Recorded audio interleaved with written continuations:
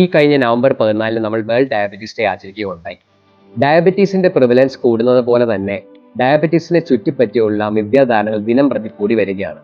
അതിലും പ്രധാനമായൊരു മിഥ്യയാണ് എനിക്ക് ഡയബറ്റീസ് വന്നു, ഇനി എനിക്ക് നോർമലായിട്ട് ജീവിക്കാൻ സാധിക്കില്ല എന്നാണ് പല ആളുകളും വിചാരിച്ചിരിക്കുന്നത്.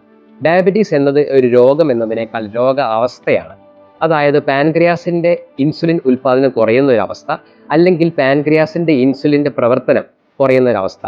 അപ്പോൾ ഈ അവസ്ഥ മനസ്സിലാക്കി നമ്മുടെ ജീവിതം അഥവാ ജീവിതശൈലി മാറ്റുക എന്നുള്ളതാണ് പ്രധാനം. അപ്പോൾ നമ്മൾ പ്രധാനമായി ശ്രദ്ധിക്കേണ്ട 3 കാര്യങ്ങളിലാണ്: 1 ഭക്ഷണക്രമം, 2 വ്യായാമം, 3 ചിട്ടയായി നമ്മൾ ബ്ലഡ് ടെസ്റ്റുകളും അതുപോലെ തന്നെ മരുന്നുകളും കഴിക്കുക എന്നുള്ളതാണ്.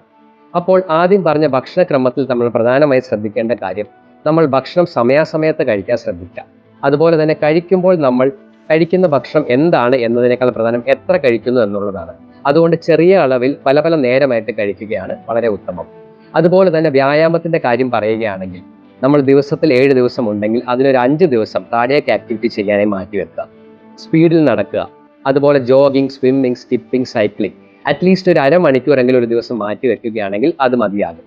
അതുപോലെ തന്നെ ഒരു ഡോക്ടറിനെ കണ്ട്, പറ്റുമെങ്കിൽ ഒരു എൻഡോക്രൈനോളജിസ്റ്റിനെ കണ്ട് ഈ രോഗത്തിന്റെ സങ്കീർണതകൾ എന്താണെന്ന് മനസ്സിലാക്കാനും അതനുസരിച്ച് ട്രീറ്റ്മെന്റ് എടുക്കാനും ശ്രദ്ധിക്കാം. അതുപോലെ ഡോക്ടർ നിർദ്ദേശിക്കുന്ന പ്രകാരമുള്ള മരുന്നുകൾ കഴിച്ച് കറക്റ്റായി മോണിറ്റർ ചെയ്യുകയാണെങ്കിൽ നമ്മൾ ഈ പറയുന്ന ടാർഗറ്റിൽ നമുക്ക് വളരെ ഈസി ആയിട്ട് എത്തിച്ചേരാൻ സാധിക്കുന്നതാണ്.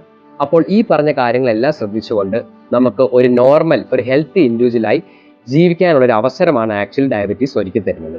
Thank you.